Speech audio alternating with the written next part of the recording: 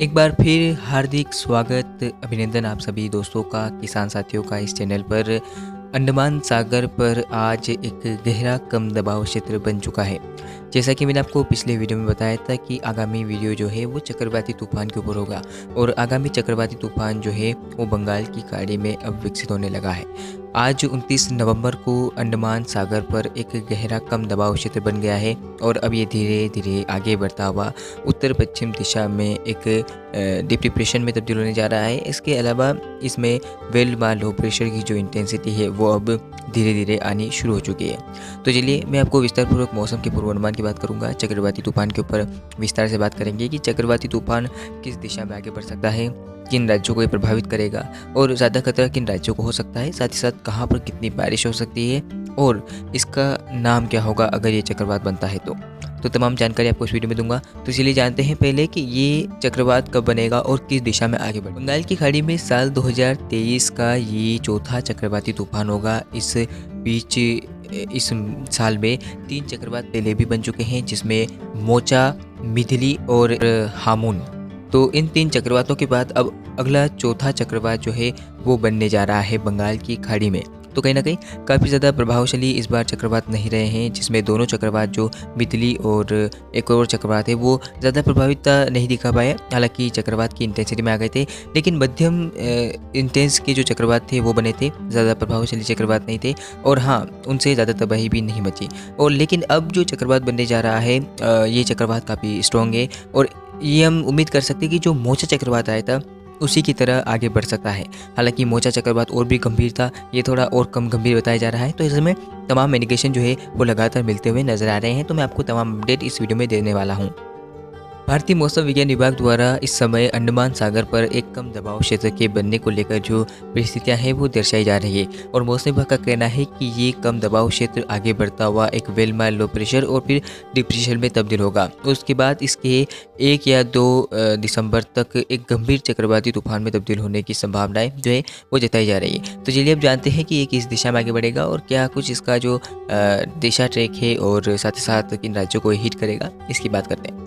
तो ये आप तस्वीर देख सकते हैं स्क्रीन के सामने। ये यहाँ पर जो आप देख रहे हैं ये एक डिप्रेशन की इंटेंसिटी है, डिप्रेशन में पहुँच चुका है और अब ये आगे बढ़ता हुआ आप देख सकते हैं कि ये डीप डिप्रेशन बनना शुरू करते हैं स्क्रीन के सामने कि 1 दिसंबर तक ये सिस्टम जो है वो डिप्रेशन बनना शुरू हो जाएगा। हालांकि अभी भी अगर हम देखें तो ये लगभग 32-33 किलोमीटर प्रति घंटे की रफ्तार से आगे बढ़ेगा और फिर आप देखिए आपकी स्क्रीन के सामने कि किस तरह से ये उत्तर की ओर लगातार बढ़ेगा। पहले मैंने बताया कि अंडमान सागर से उत्तर पश्चिम की ओर बढ़ेगा, फिर ये सिस्टम जो है वो उत्तर की ओर हमें बढ़ता हुआ नजर आ रहा है और ये 3 दिसंबर के आसपास जो है वो एक डीप डिप्रेशन में कन्वर्ट होता हुआ अब ये धीरे धीरे चक्रवाती तूफान में तब्दील होता हुआ हमें नजर आएगा। यानी कि 45 किलोमीटर प्रति घंटे की रफ्तार से इसके अंदर हवाएं चलेगी। फिर आगे बढ़ता हुआ ये सिस्टम लगभग 3 दिसंबर की शाम तक ये आप देख सकते हैं किस तरह से इंटेंसिफाई होता हुआ हमें नज़र आ रहा है।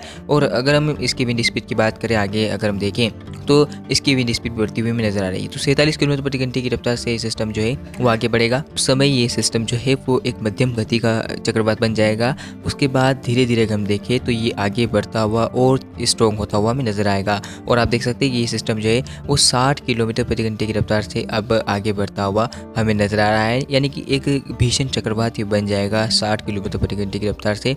और उसके बाद अगर आगे देखें तो ये कोस्टल एरियाज़ के पास पहुंचता और ताकतवर होता हुआ हमें नज़र आ रहा है। यानी कि 65 से 70 किलोमीटर प्रति घंटे की रफ्तार से इसके अंदर हवाएं चलने की जो संभावना है वो हमें नज़र आ रही है। और अभी अगर मैं ट्रैक की स्थिति की बात करूँ तो ट्रैक इसका पहले तो अंडमान सागर से उत्तर पश्चिम की ओर है, फिर आप देखिए कि श्रीलंका के उत्तरी भागों पे पहुंचने के बाद ये सिस्टम रिकवर करना शुरू करेगा और उत्तर की ओर लगातार बढ़ेगा और ये भारत के तटीय क्षेत्रों के आसपास यानी कि विशाखापट्टनम भुवनेश्वर के आसपास पहुंचता ये सीधे सीधे बांग्लादेश को हिट करता हुआ हमें नज़र आ रहा है और ये एक भीषण चक्रवात में तब्दील होता हुआ हमें नज़र आएगा और कहीं ना कहीं काफ़ी स्ट्रॉन्ग भी होगा। हवाएं काफ़ी ज़बरदस्त चल सकती है इस चक्रवात में। हालांकि अभी भी पूर्ण रूप से ट्रैक सुनिश्चित नहीं है। कल तक ये सिस्टम जो है वो विशाखापट्टनम और आंध्र प्रदेश के बीच में कहीं पर भी लैंडफॉल की प्रक्रिया को दिखा रहा था, लेकिन अब ट्रैक में और भी बदलाव हो गए हैं। अब सीधे सीधे बांग्लादेश को हिट करने की जो संभावना है बांग्लादेश और म्यांमार के तटों के पास तो वो नज़र आ रही है। तो बांग्लादेश प्रभावित फिर से हो सकता है एक बार अगर चक्रवात तक टकराता है। ये चक्रवात काफ़ी भीषण चक्रवात हो सकता है और कहीं ना कहीं ये टकराते समय एक चक्रवात में तब्दील होता हुआ हमें नज़र आएगा। चलिए, तो अब बात करते हैं कि इस चक्रवात अगर बनता है, ये चक्रवात बनता है, तो इसका नाम क्या होगा?